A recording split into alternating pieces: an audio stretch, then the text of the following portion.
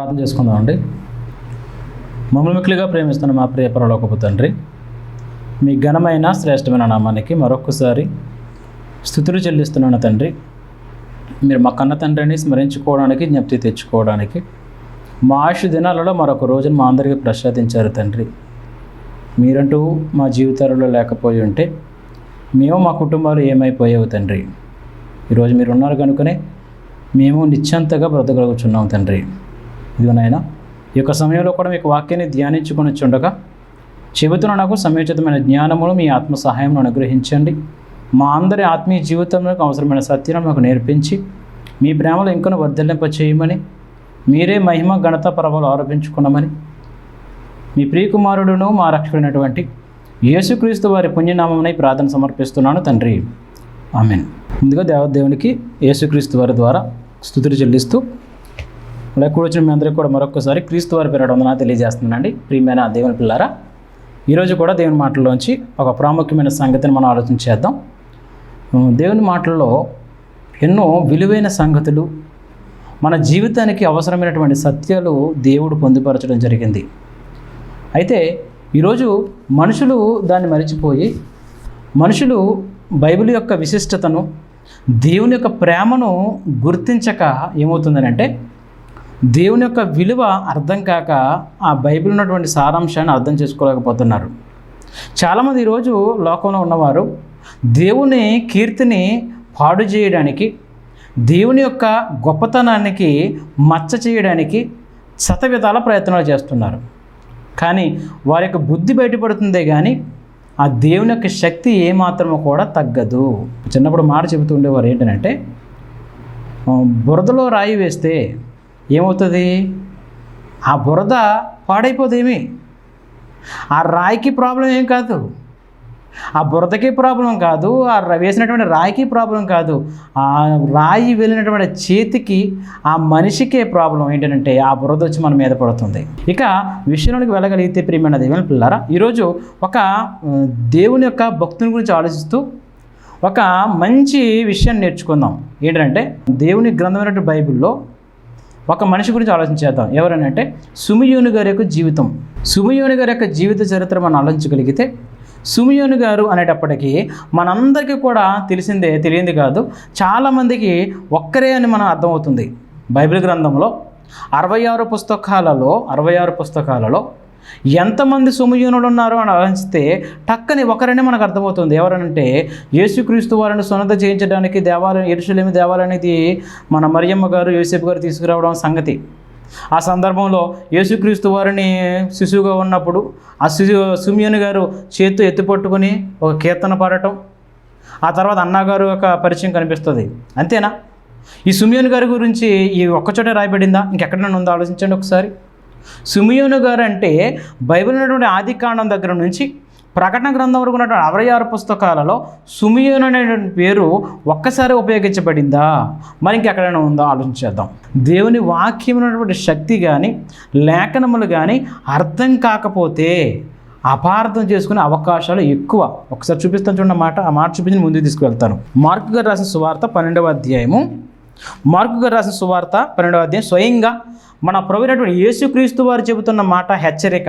చూద్దాం. 12వ అధ్యాయము 24వ వచనంలో చూడగలిగితే ప్రియమైన దేవుని పిల్లారా, అందుకు యేసుక్రీస్తు వారు చెబుతున్నటువంటి హెచ్చరిక ఏటట, మీరు ఎవరు? వాళ్ళు మీరు అంటే ఎవరెక్కడ చెప్పండి? చదువుతున్న వాళ్ళు, వింటున్న వాళ్ళు, చెబుతున్న వాళ్ళు, నేర్చుకుంటున్నవారు అంటే మనమే. అదవుతుందండి. యావత్తు దేవుని ప్రజలంతా, క్రైస్తవ్యం అంతా కూడా మీరు అనే మాటతో సంబోధించబడి ఏమని రాయబడింది అంటే, మీరు లేఖనములను కానీ దేవుని శక్తిని కానీ తెలుసుకోకపోతే ఎరుగకపోవటం వలననే ఏమవుతుందట? పొరబడుచున్నారు, అనుమానపడుతున్నారు, తొలగిపోతున్నారు, ఏమండి పక్కకి వెళ్ళిపోతున్నారు అని మాట్లాడుతూ, అంటే దేవుని యొక్క శక్తి కానీ లేఖనములు కానీ మనకు బాగా అర్థం కావాలి. బాగా అర్థం కావాలంటే జాగ్రత్తగా చదవాలి, పరిశీలించాలి.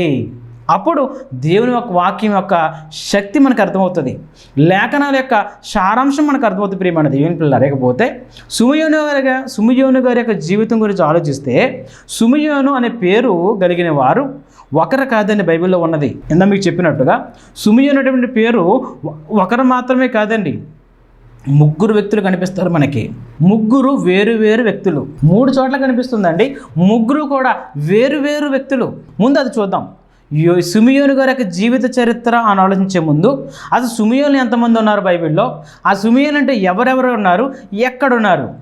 ఆదికాండం నుండి ప్రకటన గ్రంథం ఉన్నటువంటి 66 పుస్తకాలలో ఎక్కడున్నారో ఆలోచించగలిగితే మొదటిగా మనం చూసింది లూకా గారు రాసిన సువార్త 2వ అధ్యాయము 25వ వచనం మనకు కనిపిస్తారు. యెరూషలేమునందు సిమియోనును ఒక మనుష్యుడు ఉండెనని రాయబడింది అక్కడ. అది మీకు చెప్పినటువంటి సందర్భం ఇందాక యేసుక్రీస్తు వారు శిశువుగా ఉన్నప్పుడు సున్నతి చేయించడానికి తీసుకొచ్చినటువంటి సందర్భం అది, అంతే కదండి. అక్కడ ఒక సిమియోను గారు ఉన్నారని అర్థమైంది మొదటిది. ఇక రెండవ సిమియోను గారు ఎక్కడ కనిపిస్తారని ఆలోచించగలిగితే అపోస్తలుల కార్యములు 13వ అధ్యాయము 1వ వచనం చూడగలిగితే ప్రారంభం చదవగలిగితే అంతియోకియలో ఉన్నటువంటి సంఘం గురించి మాట్లాడుతూ, అంతియోకియలో ఉన్నటువంటి దేవుని సంఘం గురించి మాట్లాడుతూ, ఏమండి క్రీస్తు సంఘం గురించి మాట్లాడుతూ అందులో బర్నబా, నిగేర్ అనబడినటువంటి సిమియోను అని రాయబడింది అక్కడ. నిగేర్ అనబడినటువంటి సిమియోను అని రాయబడింది అక్కడ. అంటే ఇదొక సిమియోను గారి పేరు. తర్వాత ఇంకేమన్నారు అక్కడ, కురేనైనటువంటి లూకియా, చతుర్థాధిపతి అంటే హేరోదుతో కూడా పెంచబడినటువంటి మనయేసు, సౌలు అను ప్రవక్తలను బోధకులను ఉండిరి అని రాయబడింది అక్కడ. అంటే ఇక్కడ కనబడుతున్నటువంటి సిమియోను ఎవరన్నమాట? ఇంతకీ లూకా గారు రాసిన సువార్తలో కనిపించినటువంటి సిమియోను గారే కాదండి. లూకా గారు రాసినటువంటి సువార్తలో యేసుక్రీస్తు వారిని శిశువుగా ఉన్నప్పుడు ఎత్తుకున్నటువంటి సిమియోను గారు కాదండి. ఈయన ఎవరట? పౌలు గారి పరిచర్య చేస్తున్నప్పుడు అంతియోకియలో సంఘములో ఒక బోధకుడుగా ఉన్నారు ఈయన. ఆయన పేరుది. ఏమండి ఒక ఊరు ఉందనుకోండి, ఆ ఊరిలో రాములు 10 మంది ఉండొచ్చు, 20 మంది ఉండొచ్చు, 30 మంది ఉండొచ్చు. రాము అనేటప్పుడు నేను ఒక్కనంటే ఎలా కుదురుతుంది? అంతేనండి. అలాగే సిమియోను గారు అంతియోకియ సంఘములో ఒక బోధకురైన. అంటే మన బైబిల్లో చూసుకుంటూ వస్తుంటే లూకా గారి సువార్తలో ఒక చోట ఒకరు కనిపించారు, అపోస్తలుల కార్యములు 13వ అధ్యాయంలో మరొకరు కనిపించారు. ఈ నెంబర్ 2 ఈయన. నెక్స్ట్ మరొక వ్యక్తి ఎక్కడ కనిపిస్తున్నారు చూడండి ఒకసారి. అదే అపోస్తలుల కార్యములు 15వ అధ్యాయము. నేను ఇందుకు ఈ మాట చెబుతున్నానంటే వివరంగా, ఇక్కడ చదివినటువంటి సిమియోను పేరు, అక్కడ చదివినటువంటి సిమియోను పేరు ఒకటి అనుకుంటే పొరపడతారు. అర్థమవుతుంది మీకు ఎందుకు? ఇక్కడేమో బోధకుడని ఉంది, అక్కడ యేసుక్రీస్తు వారిని ఎత్తుకున్నారని ఉంది, ఈయన ఒకరేనా డౌట్ వస్తుంది. మరి 15వ అధ్యాయం చదవండి. ఇప్పుడు 15వ అధ్యాయం 14 వచ్చిన చదవగలిగితే, 15వ అధ్యాయం 14 వచ్చిన కూడా చూడగలిగితే 12 నుంచి చదువుతున్నాను. 12 నుంచి చదివితే మీకు సందర్భం అర్థమవుతుంది. అంతటా ఆ సమూహం అంతా ఊరకుండి బర్నబాయు, పౌలును తమ ద్వారా దేవుడు అన్ని జనులలో చేసిన సూచక్రియలను, అద్భుతములను వివరించగా ఆలకించెను. ఇక్కడ ఒక వాదం జరుగుతుంటుంది అపోస్తలులకి, అక్కడ ఉన్నటువంటి యూదులకి. అప్పుడు పేతురు గారు మాట్లాడతారు. పేతురు గారు మాట్లాడిన తర్వాత ఇప్పుడు యాకోబు గారు మాట్లాడుతున్నారు చూడండి 13వ వచనంలో. అప్పుడు వారు చాలించిన తర్వాత యాకోబు ఇట్లనెను, సహోదరులారా నా మాట ఆలకించుడి. అన్ని జనుల్లో నుండి దేవుడు తన నామము కొరకు ఒక జనమును ఏర్పరచుకున్నటకు వారిని ఎలాగూ మొదట కటాక్షించినో సిమియోను వివరించి ఉన్నాడు అని రాయబడింది అక్కడ. ఇక్కడ సిమియోను ఎవరు? మరి ఇక్కడ సిమియోను వివరించి ఉన్నాడు అని రాయబడ్డ అని మాట చెబుతున్నారు యాకోబు గారు. ఎవరో కాదండి, ఆయన పేతురు గారే. అదవుతుందండి. అక్కడ సీమోను పేతురు గారి గురించి మాట్లాడుతూ, సీమోను గారి పేతురికి చాలా పేర్లు ఉన్నాయి మనకు తెలుసు కదా. సీమోను పేతురు అంటారు, పేతురు అంటారు, కేఫా అంటారు, ఇంకేమంటారు, రాయి అంటారు. అనండి ఈ చేపల వత్తి కాబట్టి ముత్తికారుడు అంటారు. అంటే సీమోను పేతురు గారికి ఉన్నటువంటి పేర్లు ఇవి. అలాగే సిమియోను అనేటువంటి పేరు యాకోబు గారికి మాత్రమే తెలుసు. అందుకే అక్కడ ప్రస్తావిస్తూ ఆల్రెడీ పేతురు చెప్పాడు కదయ్యా, పేతురుని ఉపయోగించకుండా సిమియోను ఆల్రెడీ చెప్పాడు అని చెప్తున్నారు. అంటే ఇక్కడ 15వ అధ్యాయంలో ఉన్నటువంటి సిమియోను ఎవరన్నమాట? ఎందుకు? పేతురు గారే. 13వ అధ్యాయంలో ఉన్నది అంతియోకియలో ఉన్నటువంటి సంఘంలో ఒక బోధకుడు. మరి లూకా సువార్తలో ఉన్నది అక్కడ ఒక ప్రవక్త. అంతేనండి. ఆ సిమియోను ఎవరనంటే యేసుక్రీస్తు వారిని సున్నతి చేయించడానికి తీసుకొస్తున్నప్పుడు యెరూషలేము దేవాలయంలో ఉన్నటువంటి ఒక మనుషుడైన. అది మీకు క్లారిటీ ఉండాలి. అందుకనే సిమియోను బైబిల్ గ్రంథంలో 3 ఉన్నారు. లూకా సువార్తలో ఒకరు, అపోస్తలుల కార్యముల 13వ అధ్యాయంలో ఒకరు, అలాగే 15వ అధ్యాయంలో పేతురు గారు. ఈ 3 మీకు క్లియర్ ఇచ్చాను, ఇంకెక్కడ కనిపించదు పేరు, రైట్. ఇకపోతే సిమియోను గారి యొక్క జీవితం గురించి మనం ఆలోచిస్తుంటే లోకగారాని సువార్త 2వ అధ్యాయము 21 నుంచి చదువుతున్నాను, జాగ్రత్తగా ఆలోచించండి. యేసుక్రీస్తు వారి పుట్టుక జరిగిన తర్వాత జరుగుతున్న సందర్భం చూస్తే 2వ అధ్యాయం 21 నుంచి, ఆ శిశువును అనేప్పటికీ ఎవరు? యేసుప్రభుల వారికి సున్నతి చేయవలసినటువంటి 8వ దినం వచ్చినప్పుడు గర్భమందాయన పడక మునుపు దేవదూత చేత పెట్టబడిన యేసు అని పేరు వారు ఆయనకు పెట్టిరి. ఎవరు వారు? యోసేపు గారు, మరియమ్మ గారు యేసు అని పేరు పెట్టారు.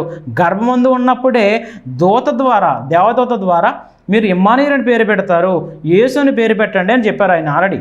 అలాగే పెట్టారట. తర్వాత 22వ వచనం, మోసే ధర్మశాస్త్రము చొప్పున వారు తమ్మును శుద్ధి చేసుకున్న దినములు గడిచినప్పుడు అని రాయబడింది అక్కడ. మన భాషలో చెప్పాలంటే మైలు అంటాం, అంతేనండి, పురుటి నీళ్ళు అంటాం. మనమైతే మన వాళ్ళు ఏం చేస్తారు?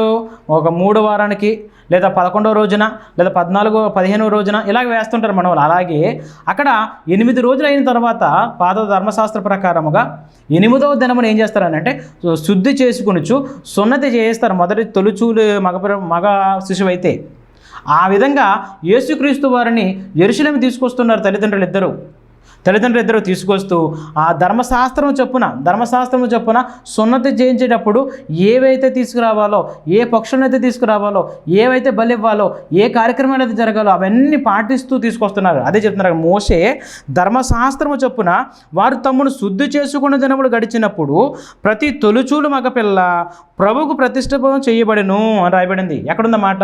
లేవీయ కాండంలో 12వ అధ్యాయం ఉంటుందన్నమాట. ప్రతి తొలిచూలు మగపిల్లని కూడా దేవునికి ప్రతిష్ఠన చేయాలి, సమర్పించుకోవాలి. అలాగే తర్వాత ఏమన్నారు అక్కడ? అని ప్రభువు ధర్మశాస్త్రమందు వ్రాయబడినట్టు ఆయనను ప్రభువుకు ప్రతిష్ఠించుటకును ప్రభువు ధర్మశాస్త్రమందు చెప్పబడినట్టు గొవ్వల జతనైనను 2 పావురముల పిల్లలనైనను బలిగా అర్పించుటకును వారు ఆయనను యెరూషలేముకు తీసుకుని పోయిరి. పక్షులను తీసుకుని, పావురాలను తీసుకుని, ఏమంటే 8వ దినం గడిచిన తర్వాత శుద్ధి చేసుకొనొచ్చు వచ్చారట. వచ్చేటప్పటికి యెరూషలేములో ఒకరు కనిపించారు. ఆయన మనం ఇప్పుడు మాట్లాడుకోబోతున్నటువంటి సిమియోను గారు. అవనే చూడండి అక్కడ 25వ వచనం, యెరూషలేమునందు సిమియోనును ఒక మనుషుడు ఉండెను. ఇక్కడ నుంచి జాగ్రత్తగా చదువుకుందాం మనం. ఇక యేసుక్రీస్తు వారు ఆ తల్లిదండ్రులు ఎప్పుడైతే సున్నతి చేయించడానికి యెరూషలేము వచ్చారో ఆ యెరూషలేములో ఒక మనిషి కనిపించారు. ఆ మనిషి గురించి దేవుడు ఇస్తున్నటువంటి సాక్ష్యం చూడండి. ఇక్కడ ఒక మనిషి గురించి ఒక దేవుడు ఇస్తున్నటువంటి సాక్ష్యం. ఈరోజు నీ గురించి, నా గురించి ఒక మంచి సాక్ష్యం దేవుడు ఇవ్వగలడా? ఏమండి, దేవుని వరకు ఎందుకండి, మన ఇంటి వారు ఇవ్వగలరా మన గురించి సాక్ష్యం? చెప్పండి. ఇప్పుడు ఒక భర్త గురించి ఒక భార్య మంచి సాక్ష్యం చెప్పగలదా? ఒక భార్య గురించి ఒక భర్త మంచి సాక్ష్యం చెప్పగలడా? ఈరోజు ఒక పిల్లల గురించి ఒక తల్లిదండ్రులు సాక్ష్యం చెప్పగలరా? నా పిల్లలు చాలా మంచి వాళ్ళండి, దేవుడిని తప్ప ఇంక దేనిని స్మరించరు అనే ఆలోచనతో ఒక మంచి సాక్ష్యం చెప్పగలమా? మన వీధిలో మంచి సాక్ష్యం చెప్పగలమా? ఆలోచించండి. అంటే ఒక మనిషిగా మనం ఫెయిల్ అయిపోతున్నాం. కానీ ఒక మనుషుడు ఉండేను అని రాయబడుతూ ఒక సిమియోను గారి గురించి దేవుడు చెబుతున్న సాక్ష్యం చూడండి ఒకసారి. ఎంత మంచి మాట అండి. నిజంగా సాక్షాత్తు లోకములో కాకుండా లోకాలను కలిగించినటువంటి దేవుడే సాక్ష్యం చెబుతున్నాడు అంటే ఎంత మంచి భక్తి జీవితం అయి ఉండాలి చెప్పండి.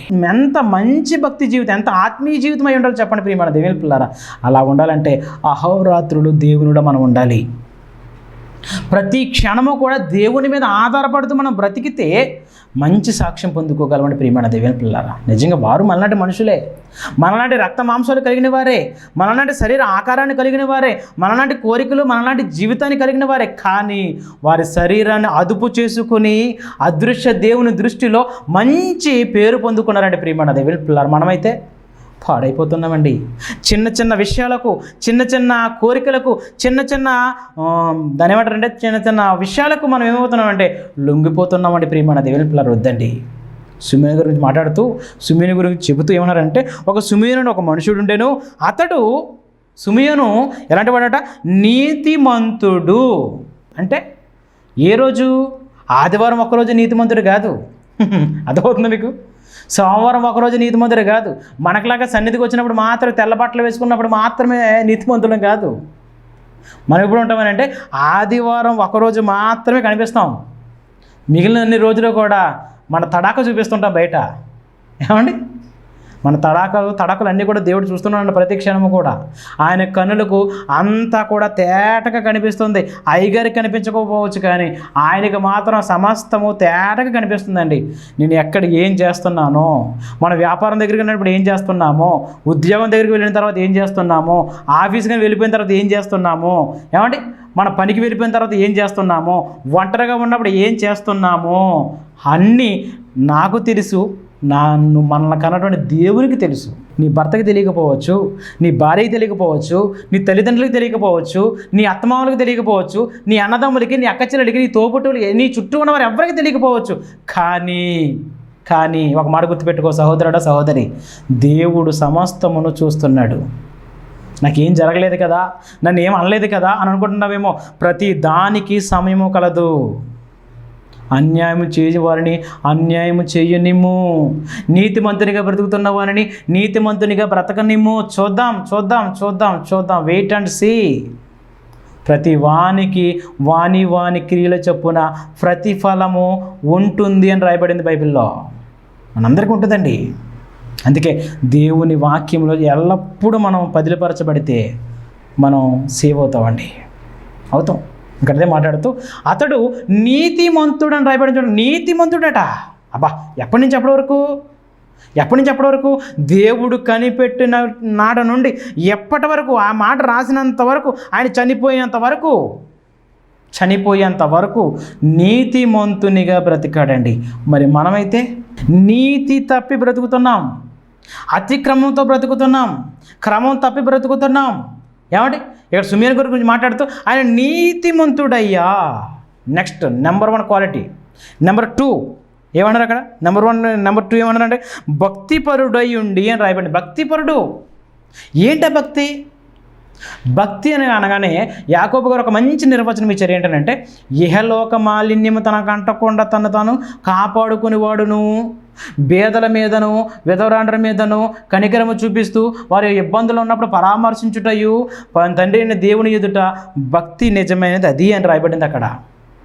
తండ్రి అయిన దేవుని ఎదుట పవిత్రమైన భక్తి ఏదనగా అని మొదలు పెడతారు అక్కడ 1:27 యాకోబు గారి పత్రిక. అంటే ఈయన జీవితంలో ఒక నీతి కనిపిస్తుంది, ఈయన జీవితంలో ఒక భక్తి జీవితం కనిపిస్తుంది. తర్వాత ఇంకేమన్నారు అక్కడ ఇశ్రాయేలు యొక్క ఆదరణ కొరకు కనిపెట్టువాడు. చూడండి అంత మంచి లక్షణము. ఇశ్రాయేలు అంటే తన జనాంగం. ఆ రోజు దేవుని ప్రజలందరినీ కూడా ఇశ్రాయేలీలు అనేవారు కదా. ఇశ్రాయేలు యొక్క ఆదరణ తన గురించే కాదు, తన కుటుంబం గురించే కాదు, తన జనాంగం గురించి, తన చుట్టూ ఉన్న వారి గురించి కనిపెట్టడం అంటే మామూలు సంగతి కాదండి ప్రియమైన దేవుని పిల్లరా. అప్పుడప్పుడు మనం రోడ్డు మీద వెళ్తున్నప్పుడు కొన్ని చోట్ల ఒక స్లోగన్ కనిపిస్తుంటుంది, అందరూ బాగుండాలి, అందులో నేను ఉండాలి. చూడండి, బాగుంది కదా అది. ఇక్కడ సుమేన్ గారు కూడా మాట్లాడితే ఏమన్నారంటే అందరి గురించి నేను ఆలోచిస్తున్నానయ్యా, అందరూ రక్షించబడాలి, అందరూ మారు మనసు పొందుకోవాలి. ఇశ్రాయేలు ఆదరణ కొరకు కనిపెట్టుచున్నాను, ఇశ్రాయేల్ యొక్క ఆదరణ కొరకు కనిపెట్టువాడును, పరిశుద్ధాత్మ అతని మీద ఉండెను. అంటే నిజంగానండి ఎల్లప్పుడూ ధ్యానములో ఉన్నారు. ఎవరి ధ్యానములో? పరమాత్ముని యొక్క ధ్యానములో ఉన్నారు. ఆయన దేవుని ధ్యానించడంలో ఉన్నారు. ఈయన ఎల్లప్పుడూ ఇంచుమించుగా 24 గంటలు కూడా దేవుని ఆలోచనలతో బ్రతుకుతున్నారనమాట. మనమైతే వారానికి ఒకసారి, అది కూడా ఒక అరగంట, అందులోని మళ్ళీ ఒక 5 నిమిషాలు అటు ఇటు పోతాయి, 25 నిమిషాలే. ఏమండి, అరగంట ప్రోగ్రాం అనుకోండి. ఇది అరగంట ప్రోగ్రాంలో ముందు వెనక మొత్తం కటింగ్లు ఎండిపోతే ఎంత వస్తుంది? మహా అయితే 24-25 నిమిషాలు వస్తుంది. ఈ 24-25 నిమిషాలైనా సరే ఒక చక్కగా కూర్చుని విని నేర్చుకుందామనే ఆలోచన ఉంటుందండి. ఇంతలో ఫోన్ వస్తుంది, ఇంతలోనే ఎవరోకి వస్తారు. అసలే ఆదివారం అనేటప్పటికి ఎవరో చుట్టాలు వస్తూ ఉంటారు, పోతూ ఉంటారు. అసలు బిజీ పర్సన్ మనం. ఎంత బిజీ అంటే ఏంతో గజిబిజీ. ఏమండి, మన లైఫ్లో అంతా గజిబిజీ, అయినా బిజీ. మా వాడు ఒకటి అంటూ ఉండేవాడు అండి, 5 నిమిషాలు ఖాళీ లేదు, 10 పైసలు సంపాదన లేదనేవాడు. మరి ఏంటి ఉపయోగం? అలాంటి జీవితాలు మనవి. ఎప్పుడు చూసినా బిజీ. అలాగని దేవుళ్ళని ఏమన్నా బలపడ్డామా? అలాగని ఏమన్నా దేవుల్లో విశ్వాసంలో మంచి స్థితిలో ఉన్నాం మనం? ఎల్లప్పుడూ దేవునితో అనుసంధానం చేయబడి ఉన్నాం మనం ఏమండి? భక్తుడండి, చెప్తాను మంచి మాట చూడండి. ఏంటంటే ఆ రోజు భక్తులు ఎలా ఉండేవారంటే దేవుడు పిలిస్తే టక్కులు లేచేవారండి. అర్ధరాత్రి అయినా గాఢ నిద్రలో ఉన్న చక్కటి సందర్భం మీకు తెలియదు కాదు. పేతురు గారు పట్టుకున్నారు, పేతురు గారిని పట్టుకుపోయారు, అవునండి. యాకోబు గారిని తెగ నరికేశారు. ఆ తర్వాత మన్నాడు ఎవరు నరకడిది? ఆ తర్వాత వధించబడేది ఎవరు అనుకున్నారు? పేతురు గారే. పేతురు గారు అయితే ఆయన నిద్రపోతున్నారు, జైల్లో ఉన్నారు, లోపల ఉన్నారు. లోపల ఉంటే దేవుడు పిలిచాడండి, వెంటనే లేచాడో లేదో చెప్పండి. అంటే దాని అర్థం ఏంటి? ఇంతకీ ఆ కాన్సెప్ట్ మీరు ఆలోచించండి ఒకసారి. అంటే ఆయన ఎక్కడున్నా దేవుని స్వరానికి ఎల్లప్పుడూ సముఖత వ్యక్తం చేసేవారు అనమాట. ఎప్పుడు దేవునికి అనుసంధానం చేయబడ్డారనమాట. అంటే వారి ఆలోచన అంతా కూడా నేను ఎక్కడున్నా దేవుని గురించే, ఒకవేళ మరణించి వెళ్ళిపోయినా ఎవరి గురించి? దేవుని గురించే. పౌలు గారి స్లోగన్ అదే కదా, బ్రతుకుడైతే క్రీస్తే, చావైతే చాలా లాభం నాకు. ఇంకా బాధలే లేవు, ఈ శ్రమలే లేవు, ఈ అవమానాలే లేవేమి. ఎందుకు? హ్యాపీగా వెళ్ళిపోవచ్చు. ఎంతకాలం ఉంటాం? ఈ మోసాలేటి, ఘోరాలేటి, దారుణాలేటి, ఈ కపటమైన సహోదరులేటి అని చెప్పి పౌలు గారు చాలా ఇబ్బంది పడేవారు. అందుకే నాయన ఎంత తొందరగా తీసుకెళ్ళిపోయాయని ప్రార్థన చేసుకునేవారు ఆయన. ఎందుకు? ఆయన అంతగా దేవునితో కనెక్ట్ అయిపోయారు ఆయన. కానీ మనం ఏం చేస్తున్నాం తెలుసా అండి? వారానికి కనీసం అరగంట సేపు అయినా సరే దేవునితో మనం సావాసం చేయలేకపోతున్నామని అంటే మనం పరలోకం వెళ్తామంటారా? ఏమండి, ఆనాడు కాల్బలం లక్షల మంది బయలుదేరారు కానాను దేశానికి, అవునా కదండి? పాలు తేనెలు ప్రవహించే దేశానికి లక్షల మంది బయలుదేరితే కనీసం వేల మంది అన్నా వెళ్ళాలి కదండి, అంతేనా? మన ప్రయాణం మొదలు పెట్టామనుకోండి, ఒక 100 మంది మనం ఒక ఫంక్షన్కి వెళ్తున్నాం.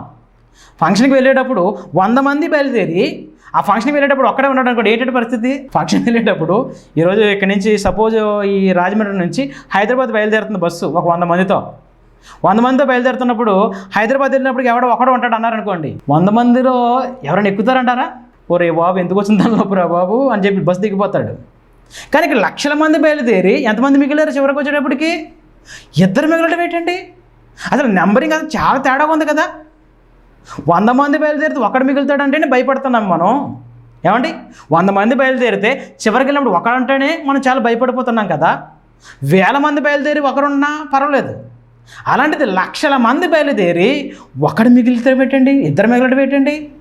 అంటే మన జీవితాలు ఎంత దూరంగా ఉన్నాయో దేవునికి ఆలోచించండి. ఇప్పుడు ఒక సుమేని గారి జీవితం ఎంత భక్తిగా ఉంటే ఆయన గురించి ఒక సాక్ష్యం చెప్తాడు దేవుడు. ఏం చెప్తున్నారట? ఒక యెరూషలేములో మేము వెళ్ళేటప్పటికీ యెరూషలేములో ఒక మనుషుడు ఉండేను. ఎవరో లొక్క గారు చెప్తున్నారు ఈ మాట, చాలా కూలంకషంగా మాట్లాడతారు ఆయన. కిందకు వచ్చేటప్పుడు చెప్తూ సుమేని గారి గురించి చక్కని మాట చెప్తున్నారు. ఏమన్నంటే, అతడు నీతిమంతుడును భక్తిపరుడునై ఉండి ఇశ్రాయేలు యొక్క ఆదరణ కొరకు కనిపెట్టువాడు, పరిశుద్ధాత్మ అతని మీద ఉండెను. అతడు ప్రభు యొక్క క్రీస్తును చూడక మరణము పొందడని అతనికి పరిశుద్ధాత్మ చేత బయలుపరచబడి ఉండెను. ఆత్మవశుడై అతడు దేవాలయములోనికి వచ్చెను.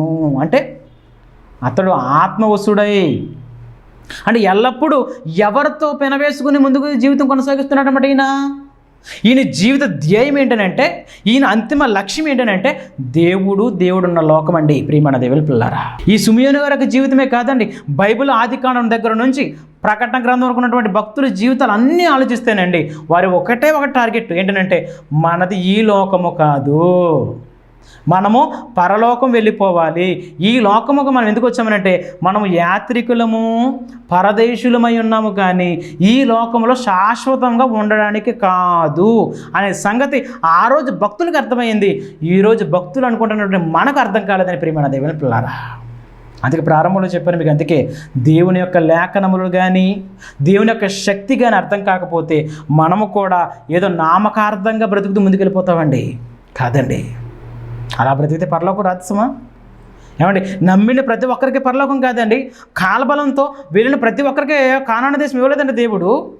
ఎవరైతే నిలబడ్డారో, ఎవరైతే నమ్మకంగా ఉన్నారో, ఈరోజు మనకు కూడా అదే పరిస్థితి. ఎవరైతే నమ్మకంగా మరణం వరకు నమ్మకంగా, ఎవరైతే పరిశుద్ధంగా, పవిత్రంగా, నిర్దోషంగా, నిర్మలమైన మనస్సాక్షితో కలిగి ఎవరైతే బ్రతికి చనిపోతారో వారిది మాత్రమే పరలోకం. ఒక సుమేని గారి జీవితం ఈరోజు నీకు నాకు చెబుతున్న పాఠం ఏంటో తెలుసా? మీరు నీతిమంతులుగా ఉండాలి. ఆయన నీతిమంతుడు కనుక, ఆయన భక్తిపరుడు కనుక మీ జీవితంలో కూడా భక్తి కనిపించాలి. ఆయన చాలా గొప్పవాడు కనుక మీరు గొప్పవాడిగా కనిపించాలి దేవునిలో. అవునండి, ఒక సిమియోను గారి జీవితం ఎంత పరమ పవిత్రంగా ఉందో మరి నీ జీవితము కూడా అంతకంటే పరమ పవిత్రంగా ఉంటేనే తప్ప పరలోకం చేరుకోలేమండి ప్రియమైనది. ఈవెన్ పిల్లలారా, చేరుకోలేం. ఇంకా మంచి మాట చెప్పారు ఏంటంటే అక్కడ, ఆయన ఇశ్రాయేలు యొక్క ఆదరణ కొరకు కనిపెట్టువాడు, పరిశుద్ధాత్మ ఆయన మీద ఉండెను అని రాయబడింది. మరి నీతో పరిశుద్ధాత్మ దేవుడు సహవాసం చేస్తున్నారా? నీవు జీవిస్తున్న జీవితంలో నీకు దేవుడు తోడుగా ఉండడం లేదు నీకు అర్థమైపోతుంటుంది.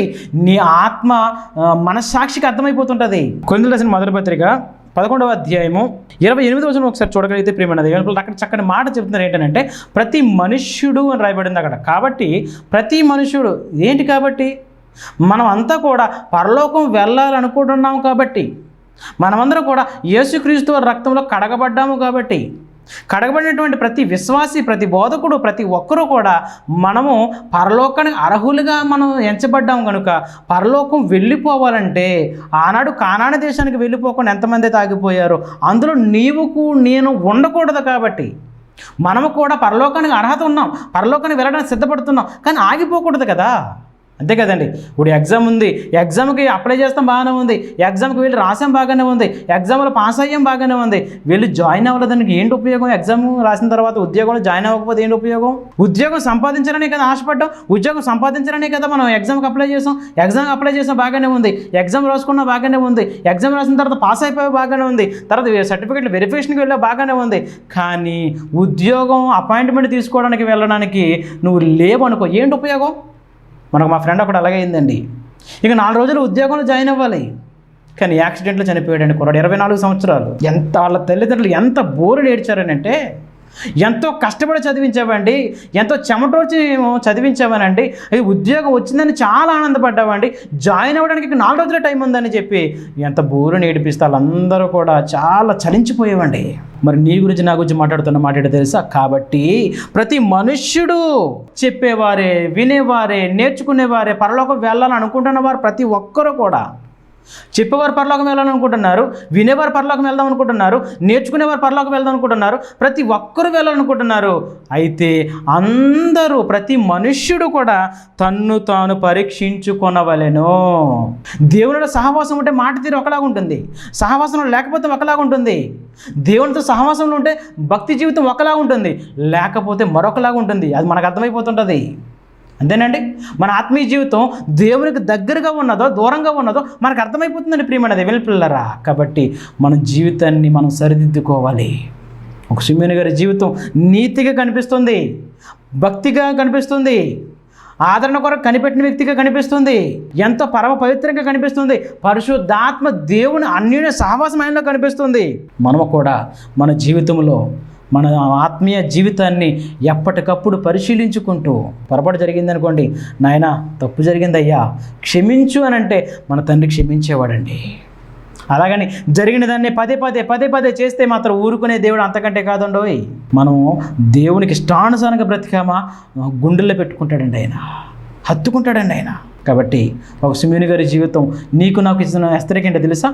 మీరు నా వలె నీతిగా బ్రతకండి, నా వలె భక్తిగా బ్రతకండి, నాలాగే దేవునితో అనుసంధానం చేయబడి ఎల్లప్పుడూ దేవుని కొరకు ఉన్నతంగా బ్రతకండి, నాలాంటి మంచి సాక్ష్యం పొందుకోండి, మీరు కూడా పరలోకానికి వారసులుగా రండి అని చెప్పి సిమియోను గారి జీవితం నీకు నాకు ఒక పాఠాన్ని నేర్పిస్తుంది. ఆ విధంగా మనందరూ బ్రతకాలని మిమ్మల్ని హెచ్చరించడమే కాదు, నన్ను నేను హెచ్చరించుకుంటూ సరిచేసుకుంటూ ముందు కొనసాగాలని ప్రేమగా తెలియజేస్తూ నేను మాటలు ముగిస్తున్నాను. తలవంచని ప్రార్థన చేసుకుందాం. మమ్మల్ని మిక్కిలిగా ప్రేమిస్తున్న మా ప్రియ పరలోకపు తండ్రి, మీ ఘనమైన శ్రేష్టమైన నామానికి మరొకసారి మీకు స్తుతులు చెల్లిస్తున్నాను నాయన. మాకు ఏ విధంగా పాఠాలు నేర్పాలో అన్నీ చక్కగా నేర్పిస్తున్నారు తండ్రి. ఒకరి జీవితాన్ని చూపించి మా జీవితానికి మార్గదర్శకంగా చూపిస్తున్నారు నాయన. మీకు స్తుతులు తండ్రి. మేము ఎల్లప్పుడూ ఆ విధంగా ఉండేలాగా సహాయం తెచ్చేయండి. మా జీవితంలో ఏదైనా తెలిసి తెలియక పొరపాటు జరుగుంటే కనుక సరిచేసుకుని సరిదిద్దుకుని నీ కొరకు ఉన్నతంగా బ్రతికే మహాభాగ్యాన్ని ప్రసాదించమని, ఎల్లప్పుడూ మీ కనుసైగలో బ్రతుకుతూ మీకు ఇష్టానుసారంగా మీ ఆలోచన ప్రకారంగా బ్రతికే మహాభాగ్యాన్ని ప్రసాదించమని, మీ చిత్తమైతే మీ కుమారుని యొక్క రాకడ ఆలస్యమైతే కనుక మరొకసారి ఈ విధంగా కలుసుకుని మీ మాటలు పంచుకునే మహాభాగ్యాన్ని ప్రసాదించమని, మీ ప్రియకుమారుడును మా రక్షకుడైనటువంటి యేసుక్రీస్తు వారి పుణ్యనామం నీ ప్రార్థన సమర్పిస్తున్నాను తండ్రి. ఆమేన్. అందరికీ వందనాలండి.